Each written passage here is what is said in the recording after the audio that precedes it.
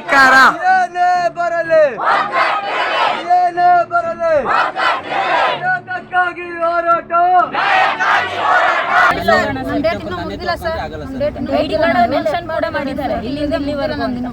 ಅವಾಗ ಲೆಫ್ಟ್ ಮಾಡಿದ್ದಾರೆ 3 ನಿಮಿಷ ಇನ್ಫಾರ್ಮೇಶನ್ ಸರ್ 3 ತಿಂಗಳು ಮುಂದೆ ಬೇಡ ಬಿಡಿ 3 ನಿಮಿಷ ಆದ್ರೂ ಕೊಡ್ಬೇಕು ತಾನೆ ನಮಗೆ ಇನ್ಫಾರ್ಮೇಶನ್. 3 ವರ್ಷದಿಂದ ನಾನು 4ನೇ ವರ್ಷ ಸರ್ ನಾನು 3 ವರ್ಷ ನೋಡಿ ಒಂದು 2 ವರ್ಷ ರನ್ನಿಂಗ್ ಆಗಿ 3 ವರ್ಷ ಈಗ ನನ್ನ ಪ್ಲೇಸ್ ನಲ್ಲಿ 3 ಜನ ನಿಂತಿದ್ದಾರೆ 10 ಜನ ನಿಲ್ಲಿಸಿ ಕೆಲಸ ಮಾಡಿಸ್ತಿದ್ದಾರೆ. ಅದೇ ನಾನು 10,000 ಸರ್ ರೀಸನ್ ಬೇಕು ಸರ್ ನಾವು ಕೆಲಸ ಮಾಡಲ್ವಾ ಚೆನ್ನಾಗಿ ತೆಗೆದಾಕಿ ಬಿಡಿ ನಾವೆಲ್ಲ ಕೆಲಸ ಮಾಡ್ತೀವಿ ಒಂದು ಕೆಲಸ ಅಲ್ಲ ಸರ್ 6 ಕೆಲಸ ಮಾಡ್ತೀವಿ ಗೊತ್ತಾ. ಕಾನೂನು ಅದನ್ನು ಇವಾಗ ತಂದಿದೆ ಈ 245 ಡೇಸ್ ಅಷ್ಟೇ ನಿಮ್ಮದು ವರ್ಕಿಂಗ್ ಡೇಸ್ ಇರೋದು. ಅದಾದಮೇಲೆ ನೀವು ಬರೋಂಗಿಲ್ಲ ಕೆಲಸದಿಂದ ನಾವು ಟರ್ಮಿನೇಟ್ ಮಾಡಿದ್ದೀವಿ ಅಂತ ಹೇಳಿದ್ರು. ಇಲ್ಲ ಸರ್ ನಾವು ಕಾನೂನು ಇದು ಅವಾಗಿಂದನೂ ಇದೆ ಈಗ ಸಡನ್ನಾಗಿ ಬಂದಿದೆ ಈ ಕಾನೂನು ನಿಮಗೆ ಅಂತ ಕೇಳಿದಾಗ ಇಲ್ಲ ನಮಗೆ ಮ್ಯಾನೇಜ್ಮೆಂಟಿಂದ ಬಂದಿದೆ ಇಂಟಿಮೇಷನ್ ಅದಕ್ಕಾಗಿ ನಿಮ್ಮನ್ನ ತೆಗೆದಿದ್ದೀವಿ. ಸರ್ ನೋಟಿಸ್ ಕೊಡ್ಬೋದಾಗಿತ್ತಲ್ಲ ಸರ್ 3 ತಿಂಗಳು ಮುಂಚೆನೇ ನಮಗೆ ನೋಟಿಸ್ ಕೊಡ್ಬೋದಾಗಿತ್ತಲ್ವಾ. ಏನಕ್ಕೆ ಇದು ವಿತೌಟ್ ಇನ್ಫಾರ್ಮೇಷನ್ ನಮ್ಗೆ ಎಷ್ಟು ಕಷ್ಟ ಇದೆ ಅಂದರೆ ಫಾದರ್ ಇಲ್ಲ ಸರ್ ನನಗೂ ಇಲ್ಲ. ಈಗ ಇವರಪ್ಪ ಎಕ್ಸ್ಪೈರ್ ಆಗಿದ್ದಾರೆ ಇವಾಗ 15 ಡೇಸ್ ಆಯಿತು ಸರ್. ನಾವು ಯಾರ ಹತ್ರ ಹೇಳ್ಕೊಬೇಕು ಸರ್ ಪ್ರಾಬ್ಲಮ್ಸು 2 ಮಂತ್ಸಿಂದ ವೆಯ್ಟ್ ಮಾಡ್ತಾ ಇದ್ದೀವಿ ನಾವು ಯಾರು ಬರ್ತಾರೆ ನಮ್ಮ ಕಷ್ಟ ಕೇಳಲಿಕ್ಕೆ ಅಂತೇಳಿ. ಇದುವರೆಗೂ ಯಾರು ಬಂದಿಲ್ಲ ಸರ್ ಇದುವರೆಗೂ ಯಾರೂ ಬಂದಿಲ್ಲ. ನಮ್ಮ ಬಾಡಿಗೆ ಏನು ನಮ್ಮ ಅಡ್ವಾನ್ಸ್ ಏನು 2 ಇಯರ್ ಅಗ್ರಿಮೆಂಟ್ ಮಾಡ್ಕೊಂಡಿದ್ದೀವಿ ಸರ್. ಮನೆ ಬಿಡೋಕ್ಕಾಗಲ್ಲ ಇವಾಗ. ಅಪ್ಪ ಇಲ್ಲ ಅಮ್ಮನ ನಾವು ನೋಡ್ಕೋಬೇಕು. ಅಮ್ಮ ಏಜ್ ಆಗಿರೋರು ಇದ್ದಾರೆ ಅವರಿಗೆ ಹೆಲ್ತ್ ಪ್ರಾಬ್ಲಮ್ ಸುಮಾರಿದೆ ಸರ್. ಇಂಥ ಸಮಯದಲ್ಲಿ ಇವ್ರು ಈ ಥರ ಮಾಡಿದ್ದಾರೆ ಏನು ಅವ್ರಿಗೊಂದು ಮನುಷ್ಯತ್ವ ಅನ್ನೋದೇ ಇಲ್ವಾ ಅಂತ ನನಗೆ ಏನೂ ಗೊತ್ತಾಗ್ತಾ ಇಲ್ಲ ಸರ್. ಇದನ್ನ ಏನಂತ ಹೇಳ್ಬೇಕು ಅವ್ರ ಬಗ್ಗೆ. BMTC ಅಧ್ಯಕ್ಷರಂತೆ ಡೈರೆಕ್ಟರ್ ಅಂತೆ ಅವರು ಬೃಂಗೇಶ್ ಅಂತ ಹೇಳಿ ಮೆನ್ಷನ್ ಮಾಡ್ತೀನಿ ನಾನು ಅವ್ರ ಹೆಸರು. ಸುಟ್ಟಾಕ್ತೀನಿ ಅಂತ ಹೇಳಿದ್ದಾರೆ ಸರ್. ವಿಡಿಯೋ ಇದೆ ಅದು ಲೇಡೀಸ್ಗೆ ಸುಡ್ತೀನಮ್ಮ ನಿನ್ನ ಅಂತ ಹೇಳಿದ್ದಾರೆ. ಇದ್ರ ಬಗ್ಗೆ ನಾವು ಕಂಪ್ಲೇಂಟ್ ಕೊಟ್ಟಿದ್ದೀವಿ ಕುದೂರು ಪೊಲೀಸ್ ಸ್ಟೇಷನಲ್ಲಿ. 15 ಡೇಸ್ ಆದರೂ ರೆಸ್ಪಾನ್ಸ್ ಇಲ್ಲ. बीजेपी का लीडर मैनेजमेंट से काफ़ी क्लोज है. इसका प्रूफ ये है कि जो कंसिलिएशन मीटिंग होता है ये जो DLC का जो मीटिंग होता है बगलगुंटे में उसमें एक मीटिंग में ये ब्रुंगेश को साथ में वो लेके आए थे जो कि नलमंगला बीजेपी का लीडर है. नलमंगला बीजेपी का लीडर है. BMTC डायरेक्टोरियल बोर्ड का मेंबर है. पॉलिटिकल अपॉइंटी है. नॉन ऑफिशियल डायरेक्टर कहा जाता है. वो आके गुंडागर्दी कर रहा है कि तुमको मार देंगे तुमको जला देंगे तुम लोग भागो यहाँ से. तो मैनेजमेंट क्या चाहती है कि जल्दी जल्दी ये लोग हटे. गेट के सामने ये बवाल चल रहा है. रामनगर लक्केनहल्ली के यज़ाकी इंडिया प्राइवेट लिमिटेड प्लांट से गैरकानूनी तौर पर बरतरफ किए गए कारकुन 26 दिसंबर से फैक्ट्री गेट पर AICCTU के बैनर तले एहतजाज कर रहे हैं. गुज़िश्ता माह तकरीबन 153 कारकुनों को इस यूनिट ने गैरकानूनी तौर पर और अचानक टर्मिनेट कर दिया था. यज़ाकी जापान की एक कंपनी है जो ऑटोमोबाइल वायरिंग का सामान तैयार करती है. बग़ैर इत्तला की बरतरफी के अलावा मज़दूर दीगर बेशुमार मसाइल से दो चार हैं. तकरीबन 1,500 वर्कर्स यहाँ ट्रेनी ऑपरेटर की हैसियत से काम करते हैं जो दर हकीकत मुस्तकिल वर्कर्स के बराबर हैं. ये कारखाना जनवरी 2022 में बेंगलुरु से रामनगर मुंतकिल किया गया था. उस वक्त तमाम कारकुनों को भी नए यूनिट में इस यकीन दहानी के साथ मुंतकिल किया गया था कि उन्हें बरकरार रखा जाएगा, उनकी तनख्वाह में इजाफ़ा किया जाएगा और आखिरकार उन्हें मुस्तकिल मुलाजिम बना दिया जाएगा. इन कारकुनान का ताल्लुक़ गुलबर्गा, बेलगाम, चिकमंगलुरु और कर्नाटक के दीगर अजला से है. उधर का हम लोग 2 साल से काम कर रहे हैं वो कंपनी में यज़ाकी इंडिया कंपनी में. हम लोग गया है हम लोगों को लेफ़्ट किया है 150 मेंबर्स को. अभी हम लोग केस डाला है वो DLC में. वो जो कंसिलेशन कंप्लीट हुआ है 30 मेंबर्स को ले लिया है.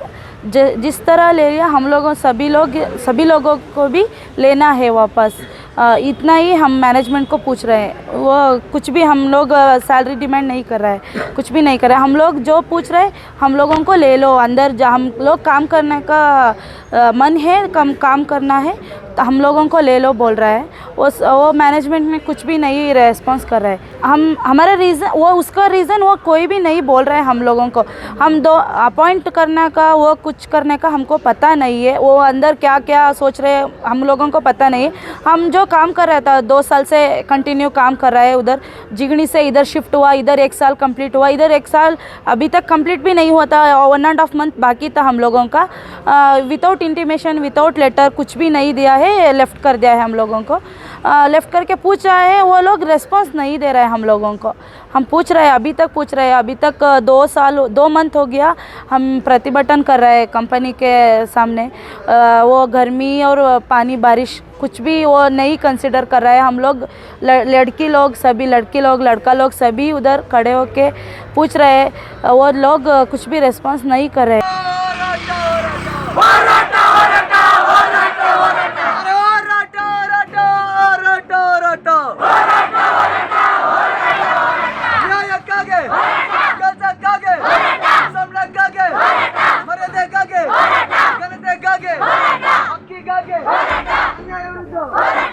ನಮ್ದೇನಿದೆ ಕೇಳೋಕ್ಕೆ ಹೋದಾಗ ಅವರು ನಮಗೆ ರೆಸ್ಪಾನ್ಸ್ ಮಾಡಿದ್ದೇನೆಂದರೆ 245 ಡೇಸ್ ಏನಿದೆ ಕಾನೂನು ಅದನ್ನು ಇವಾಗ ತಂದಿದೆ. ಈ 245 ಡೇಸ್ ಅಷ್ಟೇ ನಿಮ್ಮದು ವರ್ಕಿಂಗ್ ಡೇಸ್ ಇರೋದು, ಅದಾದಮೇಲೆ ನೀವು ಬರೋಂಗಿಲ್ಲ ಕೆಲಸದಿಂದ, ನಾವು ಟರ್ಮಿನೇಟ್ ಮಾಡಿದ್ದೀವಿ ಅಂತ ಹೇಳಿದ್ರು.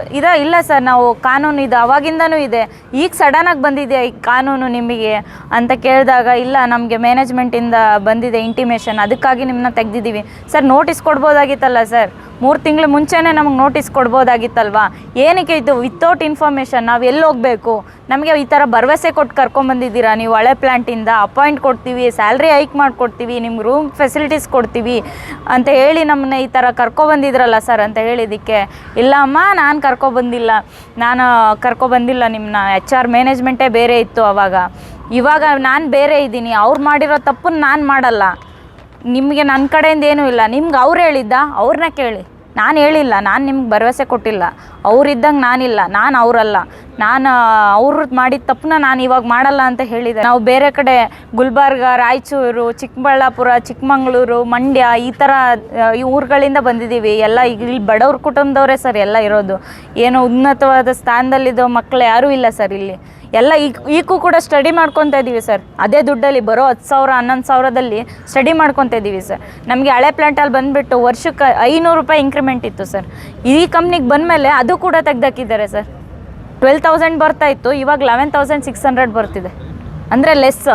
ಯಾವ ರೂಲ್ಸ್ ಸರ್ ಇದು? ಲೆಸ್ ಮಾಡ್ಬೋದು ಸ್ಯಾಲ್ರಿ ಅಂತ ಎಲ್ಲಿದೆ ಸರ್? ಅದನ್ನು ನಾವು ಕೇಳಕ್ಕೆ ಹೋಗಿದಾಗ 53 ಜನನ ಲೆಫ್ಟ್ ಮಾಡಿದ್ದಾರೆ ಸರ್. ನಮ್ಗೆ ಎಷ್ಟು ಕಷ್ಟ ಇದೆ ಅಂದರೆ, ಫಾದರ್ ಇಲ್ಲ ಸರ್, ನನಗೂ ಇಲ್ಲ. ಈಗ ಇವರಪ್ಪ ಎಕ್ಸ್ಪೈರ್ ಆಗಿದ್ದಾರೆ, ಇವಾಗ 15 ಡೇಸ್ ಆಯಿತು ಸರ್. ನಾವು ಯಾರ ಹತ್ರ ಹೇಳ್ಕೊಬೇಕು ಸರ್ ಪ್ರಾಬ್ಲಮ್ಸು? 2 ಮಂತ್ಸಿಂದ ವೆಯ್ಟ್ ಮಾಡ್ತಾಯಿದ್ದೀವಿ ನಾವು, ಯಾರು ಬರ್ತಾರೆ ನಮ್ಮ ಕಷ್ಟ ಕೇಳಲಿಕ್ಕೆ ಅಂತೇಳಿ. ಇದುವರೆಗೂ ಯಾರು ಬಂದಿಲ್ಲ ಸರ್, ಇದುವರೆಗೂ ಯಾರು ಬಂದಿಲ್ಲ. ನಮ್ಮ ಬಾಡಿಗೆ ಏನು, ನಮ್ಮ ಅಡ್ವಾನ್ಸ್ ಏನು, 2 ಇಯರ್ ಅಗ್ರಿಮೆಂಟ್ ಮಾಡ್ಕೊಂಡಿದ್ದೀವಿ ಸರ್. ಮನೆ ಬಿಡೋಕ್ಕಾಗಲ್ಲ ಇವಾಗ. ಇಂಡಸ್ಟ್ರಿಯಲ್ ಏರಿಯಾನೂ ಅಲ್ಲ ಸರ್, ಅಕ್ಕಪಕ್ಕ ಯಾವುದೇ ಕಡೆ ಹೋಗಬೇಕು, ನಾವು ದುಡಿಬೇಕು, ನಾವು ಮನೆಗೆ ಏನಾದರೂ ಮಾಡಬೇಕು. ಇಲ್ಲ ಬ್ರದರ್ ಇದ್ದಾನೆ, ಏನೋ ಮಾಡ್ತಾನೆ ಬಿಡು, ನಾವು ಮನೇಲಿರೋಣ ಅನ್ನೋಕ್ಕೂ ಬ್ರದರ್ಸ್ ಯಾರೂ ಇಲ್ಲ ಸರ್. ನಾವು ಒಬ್ಬರೇ ಮಕ್ಕಳಿರೋದು, ಅಪ್ಪ ಇಲ್ಲ, ಅಮ್ಮನ ನಾವು ನೋಡ್ಕೋಬೇಕು. ಅಮ್ಮ ಏಜ್ ಆಗಿರೋರು ಇದ್ದಾರೆ, ಅವರಿಗೆ ಹೆಲ್ತ್ ಪ್ರಾಬ್ಲಮ್ ಸುಮಾರಿದೆ ಸರ್. ಇಂಥ ಸಮಯದಲ್ಲಿ ಇವ್ರು ಈ ಥರ ಮಾಡಿದ್ದಾರೆ, ಏನು ಅವ್ರಿಗೊಂದು ಮನುಷ್ಯತ್ವ ಅನ್ನೋದೇ ಇಲ್ವಾ ಅಂತ ನನಗೆ ಏನೂ ಗೊತ್ತಾಗ್ತಾ ಇಲ್ಲ ಸರ್. ಇದನ್ನ ಏನಂತ ಹೇಳ್ಬೇಕು ಅವ್ರ ಬಗ್ಗೆ? ಎಲ್ಲ ಥರ ನಾವು ಹೋಗಿದ್ದೀವಿ ಸರ್, DC ಹತ್ರ ಹೋಗಿದ್ದೀವಿ, SP ಹತ್ರ ಹೋಗಿದ್ದೀವಿ. ಅವ್ರು ಸಪೋರ್ಟಿವ್ ಆಗೇ ಮಾತಾಡ್ತಾರೆ ಸರ್, ಏನಂತ ಗೊತ್ತಿಲ್ಲ. ಸಪೋರ್ಟಿವ್ ನಮ್ಮ ಕಡೆ ಒಂದು ಪಾಯಿಂಟ್ ಮಾಡಿ ತೋರಿಸಲ್ಲ. ಹೌದು, ನೀವು ಅವ್ರದ್ದು ಸ್ವಲ್ಪ ನೋಡಿ, ಈ ಥರ ಬಿಸಿಲಲ್ಲಿ ಕೂತಿದ್ದಾರೆ, ಒಂದು ಕೂಡ ಅವ್ರ ಬಾಯಲ್ಲಿ ಬಂದಿಲ್ಲ ಸರ್. ಮಾತಾಡೋಣ, ಕರ್ಸೋಣ, DLC ಮುಗಿಲಿ ಇದೇ ಹೇಳ್ತಾರೆ ಸರ್. ಯಾಕೆ ಹೇಳ್ತಾರೆ? ಬಡವರು ನಾವು ಇಷ್ಟು ಮಾಡ್ತಾ ಇದ್ದೀವಲ್ಲ ಸರ್, ನಿಂತ್ಕೊಂಡು ಇಷ್ಟು ಹೋರಾಟ ಮಾಡ್ತಾಯಿದ್ದೀರಿ ಬಿಸಿಲಲ್ಲಿ. ಅವ್ರ ನೀರಿಗೇನು ಅಲ್ಲಿ ಪಬ್ಲಿಕ್ ಅಂದರೆ ಗೌರ್ಮೆಂಟ್ ಸ್ಕೂಲ್ದು ವಾಶ್ರೂಮ್ ಇತ್ತು ಸರ್ ಲೇಡೀಸ್ಗೆ ಅಂತೇಳಿ ಮಾತಾಡ್ಕೊಂಡಿದ್ವಿ ನಾವು. ಅದು ಬಂದ್ಬಿಟ್ಟು ಟೊಯೋಟಾ ಕಿರ್ಲೋಸ್ಕರ್ ಅವ್ರು ಕೊಟ್ಟಿರೋದು ಕೊಡುಗೆ, ಅದು ವಾಶ್ರೂಮ್ ಅಲ್ಲಿದೆ, ಮೇಲ್ಗಡೆ ಬರೆದಿದ್ದಾರೆ. ಇವರು ಮಾತಾಡ್ಕೊಂಡಿದ್ದಾರೆ, ಅಂದರೆ ಟೊಯೋಟಾ ಕಸ್ಟಮರ್ ಇವಾಗ ಮಾತಾಡಿಕೊಂಡು ಅವರು ರೆಸ್ಟ್ ರೂಮ್ಗೂ ಹೋಗೋಕ್ಕಿಲ್ದಂಗೆ ಮಾಡಿದ್ದಾರೆ ಸರ್. ಇವಾಗ ಲೇಡೀಸಿಗೆ ರೆಸ್ಟ್ ರೂಮ್ಗೆ ಹೋಗಲ್ಲ ಕೂತಿದ್ದೀವಿ ಅಂತ ಪ್ರತಿಭಟನೆಯಲ್ಲಿ ಅಲ್ಲಿರೋ ಪ್ರಿನ್ಸಿಪಾಲ್ನ ಹೋಗಿ ಕೇಳಿದ್ರೆ, ನೀವು ನನ್ನೇನೋ ಕೇಳ್ತಿದ್ದೀರಾ, ನೀವು ಅಲ್ಲಿ ಹೋರಾಟ ಮಾಡ್ತಿರೋದು, ನೀವು ಅಲ್ಲಿ ಹೋಗಿ ಕೇಳಿ.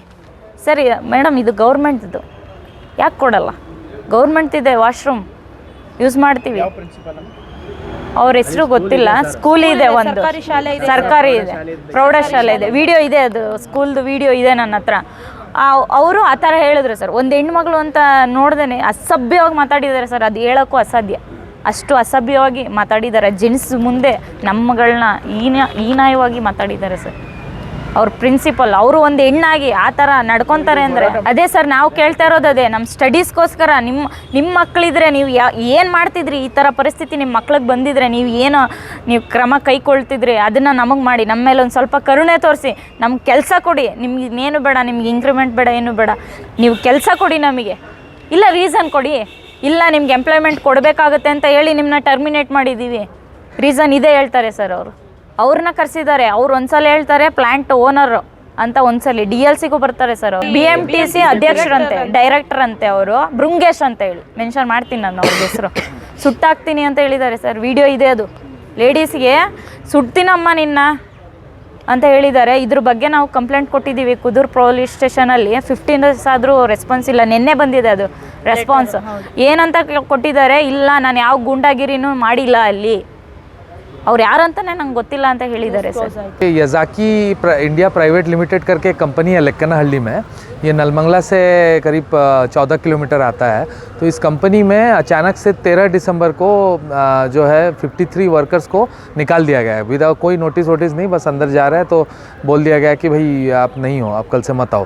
फिर उनके सपोर्ट में, उनके समर्थन में 100-200 वर्कर जो है उठ खड़े हुए वहाँ पे, ऐसे स्पॉन्टेनियस। तब कोई हमारा यूनियन वगैरह वहाँ पे था नहीं, तो वो लोग जाके एक प्रोटेस्ट किए अंदर में और जाके HR से पूछे क्यों भैया आप इनको निकाल रहे हो। तो उनको CCTV फुटेज से उनका चेहरा देख के, फ़ोटो से उनका चेहरा देख के उनको भी निकाल दिया गया अगले दिन। तो करीब सब मिला के 153 वर्कर्स जो है टोटल 13, 14, 15 को निकाल दिया गया था। तो उनके निकाले जाने के बाद उन्हें मैनेजमेंट द्वारा कहा गया था कि भाई तुम अपोलॉजी दो, माफ़ीनामा दे के वापस लाओ। तो उन्होंने वो इनकार किया माफ़ीनामा देने से, और वो हमारे यूनियन से कांटेक्ट किया। यूनियन से कांटेक्ट कर उन्होंने अपना संगठन बनाया, उन्होंने इलेक्शन करके अपना ऑफिस बेरर्स वगैरह बनाए, और 26 दिसंबर से अपना मूवमेंट जो है वहाँ पे शुरू किए। तो उस मूवमेंट के कारण ये एक तरफ कंसिलिएशन मीटिंग भी चल रहा है। कंसिलिएशन मीटिंग मतलब डिप्टी लेबर कमिश्नर बगलगुंटे के उसमें ट्राइपार्टाइट मीटिंग, जिसमें मैनेजमेंट रहता है, यूनियन वाले रहते हैं, और DLC ऑनरेबल DLC रहते हैं। तो उसमें 10 तारीख को मैनेजमेंट ये एश्योर किया था कि हम सबको लेंगे वापस। तो एश्योरेंस के बाद अभी करीब 30 वर्कर्स को वापस लिया गया है, लेकिन पिछले 2-3 हफ्ते से कोई ऐसा प्रोग्रेस नहीं है। अगला मीटिंग हमारा 7 तारीख है, देखते हैं उसमें क्या होता है। लेकिन जिस तरह से एश्योरेंस मैनेजमेंट में ने दिया था DLC के सामने, उस एश्योरेंस के हिसाब से वो काम नहीं कर रही है। सारे वर्कर्स जो है इंट्रा स्टेट माइग्रेंट वर्कर्स है, अलग अलग ज़िले से आ रहे हैं, कर्नाटक के गुलबर्गा, चिकमगलूर, अलग नॉर्थ कर्नाटक के कोप्पल ज़िले से, दावनगेरे से, अलग अलग जगहों से आ रहे हैं। तो आपकी क्या मांग है अभी? हमारी मांग है कि इमीडिएटली 135 जो 153 वर्कर्स है उनको वापस लिया जाए, उनको उनका नौकरी जो है उन्हें वापस दिया जाए। क्योंकि ये लोग जो है कंपनी के जो प्रोडक्शन का जो मेन कोर काम है वो काम करते हैं, और ये लोग 3 से 4 साल तक भी काम अब तक कर चुके हैं। और दूसरा ये कि ये कुछ लोग ट्रेनी वगैरह का सिस्टम बोल रहे हैं कि ट्रेनी है वो तुम वगैरह, ये एक फ्रॉड पॉलिसी जो है वो कंपनी लेती है। ट्रेनी के नाम से लोगों को लेते हैं, ट्रेनिंग के नाम पे कुछ नहीं देते, 2-3 दिन का ट्रेनिंग, फिर वही ट्रेनी के नाम से उनको साल भर साल जो है काम करवाया जाता है। पूरे 3000 की कंपनी में कुछ करीब 1500 ट्रेनीज़ है। आप समझ सकते हैं ये ट्रेनी का पूरा वो है, तो उनको कम सैलरी दिया जाए, इसीलिए उनको ट्रेनी के नाम से लिया जाता है। तो हमने CM को अपना मेमोरेंडम दिया है, हमने लेबर सेक्रेटरी को अपना मेमोरेंडम दिया है, हमने जामनगरा का जो डिस्ट्रिक्ट कलेक्टर है उनको करीब 2 मेमोरेंडम हम लोग दे चुके हैं। मीटिंग के लिए आवेदन दिया हुआ है, वो कहे कि एक मीटिंग करेंगे इस हफ्ता। सुपरिटेंडेंट ऑफ पुलिस के पास हम लोग जा चुके हैं, और सुपरिटेंडेंट ने एडवाइस किया है कि ये लॉ एंड ऑर्डर इशू ना हो जाए, इसलिए आप इस मामले को सॉल्व करो, जल्दी जल्दी इनको वापस अंदर लो। DLC भी वही कह रहे हैं मैनेजमेंट को, पर मैनेजमेंट अब तक बृंगेश नाम से, तो वो BMTC डायरेक्टोरियल बोर्ड के भी पॉलिटिकल अपॉइंटी है, वहाँ पे डायरेक्टर है, वो पॉलिटिकल जो अपॉइंट्स होते हैं नॉन ऑफिशियल वो है। और वो क्या है, उनको वहाँ का जो लैंड जो भाड़े पे लेक्कनाहल्ली कंपनी दिया गया है, उनका उस लैंड का केयर टेकर है वो। तो और वो नलमंगला BJP का बहुत खासा मेंबर है। तो वो आके एक दिन अचानक से बवाल करने लग गए कि देखिए इनको ये हटाओ, ये मेरा लैंड है वगैरह। वैसे हालांकि वो झूठ बोल रहे थे, उनका लैंड नहीं, वो केयर टेकर थे। इनको हटाओ, ये झंडा वगैरह हटाओ, ये करके बवाल करने लग गए। और बवाल करने के बाद वो ये किया कि तुम लोग नहीं जाओगे तुमको मार देंगे। एक लड़की को धमकाया दिया गया कि हम तुमको जला देंगे। एक लड़के को बोला गया रफ़ीक को कि तुम्हारा घर किधर है, तुम्हारे घर पे बम मारेंगे। तो वर्कर्स हमारे साथ है, बड़े ज़ोर से वहाँ पे उस थ्रेट का सामना किए। दूसरे दिन और उसके बाद ब्रंगेस चले गए, पुलिस थे वहाँ पे। दूसरे दिन हमने दूसरे दिन हम लोग रैली करके जाके कुदूर पुलिस स्टेशन, जो लोकल पुलिस स्टेशन वहाँ का, वहाँ हम लोग FIR दर्ज करवाए। कार्रवाई हुई, वही कुछ उनको बुला के कुछ इंक्वायरी वगैरह चल रहा है, इन्वेस्टिगेशन वगैरह चल रहा है। बीजेपी के लीडर है, बीजेपी का लीडर मैनेजमेंट से काफ़ी क्लोज है। इसका प्रूफ ये है कि जो कंसिलिएशन मीटिंग होता है, ये जो DLC का जो मीटिंग होता है बगलगुंटे में, उसमें एक मीटिंग में ये ब्रुंगेस को साथ में वो लेके आए थे, जो कि नलमंगला बीजेपी का लीडर है। नलमंगला बीजेपी का लीडर है, BMTC डायरेक्टोरियल बोर्ड का मेंबर है, पॉलिटिकल अपॉइंटी है, नॉन ऑफिशियल डायरेक्टर कहा जाता है उनको। वो आके गुंडागर्दी कर रहा है कि तुमको मार देंगे, तुमको जला देंगे, तुम लोग भागो यहाँ से। तो मैनेजमेंट क्या चाहती है कि जल्दी जल्दी ये लोग हटे। गेट के सामने ये बवाल चल रहा है 40 दिनों से, दूसरे वर्कर भी देख रहे हैं भाई ये यूनियन वाले बवाल कर रहे हैं, तो उनको डर है कि भाई दूसरे वर्कर भी यूनियन में शामिल ना हो जाए। और उनका इमेज भी जो है वो थोड़ा ये हो रहा है।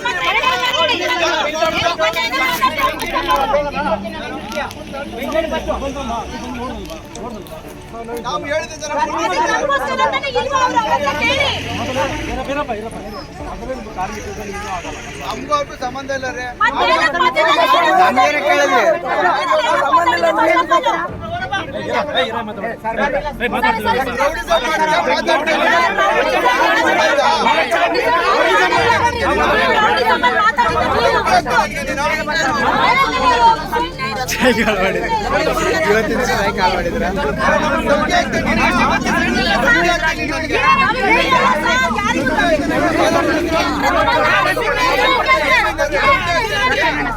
ಧಮಕಿ ಹಾಕ್ತೀನಿ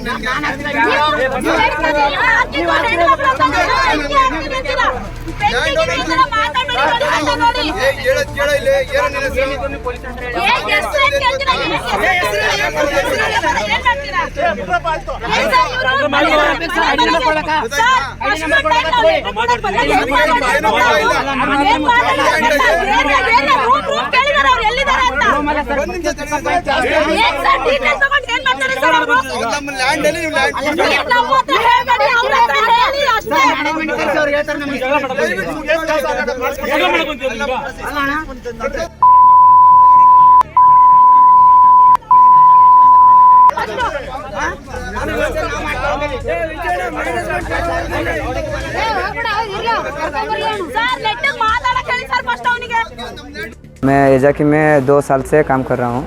हमको उधर जिगनी में पहला काम कर रहा था ना, इधर लक्केनड़ी को शिफ्ट हुआ है कंपनी। शिफ्ट होने के बाद हमको जो बोला है, हम दूसरा कंपनी में गया था, शिफ्ट हुआ है। इधर ज़्यादा इंडस्ट्रियल एरिया नहीं है, इसलिए हम जिगनी इंडस्ट्रियल एरिया ना, उधर दूसरा कंपनी में काम करते हैं सर, हम नहीं आते हैं उधर बोलकर दूसरा कंपनी गया था सर हम लोग। गया हमारा लाइन लीडर और थोड़ा लोग सर फ़ोन करके, नहीं इधर आ जाओ, आपको परमानेंट करेगा, ईयरली ज्वाइनिंग करेगा और सैलरी भी बढ़ाते हैं। HR मैनेजमेंट को हम बताते हैं, तुम आ जाओ बोलकर हमको कॉल किया है। नहीं सर उधर नहीं देता है, हम ऐसा बोला है, मगर वो नहीं सुना, हमको फोर्सेबली बुलाया है। ओके ठीक है, हमारा सर ही बोल रहे हैं ना, हुआ तो हम आ गए सर उधर से। इधर आ गया, आने वक्त एक मंथ हम अपॉइंटेंट किया उधर से सर, उधर से अपॉइंटेंट किया 1 मंथ, जिगनी से लक्केनड़ी तक। फर्स्ट शिफ्ट 6 बजे, सुबह 6 बजे से 2 बजे तक होता है। हम उधर पिकअपिंग पॉइंट 3 बजे उठता है सर, 3 बजे कैब पकड़ के फर्स्ट शिफ्ट करके बाद में सेकेंड शिफ्ट कंटिन्यू किया है। हम सेकेंड शिफ्ट 2 बजे से नाइट 10 बजे तक रहता है। हम घर पहुंचने तक 12 बजे होता है सर। सुबह 3 बजे रूम छोड़कर हम रात 12 बजे तक काम करके उतना भी किया है, बट हमको ऐसा नहीं बताया, विदाउट इन्फॉर्मेशन कुछ भी नहीं देखा, हमको एकाएक ही काम से निकाला है। इसलिए हम न्याय पूछ रहे सर उस मैनेजमेंट से। हाँ सर, OT बोले तो 1 घंटे को 9 सर, 90 रुपीज़। सर 1 आवर को 90 रुपये। हाँ सर मिल जाता है, बट OT बोले तो डबल देना सर, वो सिंगल ही देता है सर।